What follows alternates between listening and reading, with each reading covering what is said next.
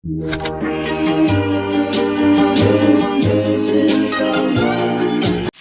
guys, nag-brown na ang ating karne. I-flip aside muna natin yan. Yan. Ano na rin po natin yung ating bawang, ilalagay na natin habang para yung magmantika pa yung hindi na natin analis yung karne para magmantika pa siya. Yan. Gisa natin sa sarili niyang mantika. Lagay na rin natin ang sibuyas. Guys, welcome po sa ating YouTube channel, Teta Lourdes Vlog. Kumusta po kayong lahat? Good morning, good afternoon, good evening. Saan man kayo sulok ng mundo, kumusta po kayong lahat?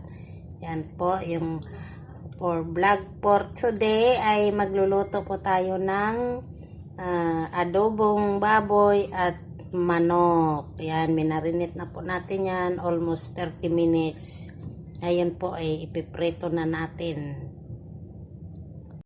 Yan na mga guys, luto na yung ating adobo manok at babi. Yan, lagay na natin ang ating baggy beans para meron naman tayong gulay. Yan po, thank you for watching. Salamat po. Please subscribe sa my YouTube channel, Teta Lourdes Vlog. God bless us. Thank you.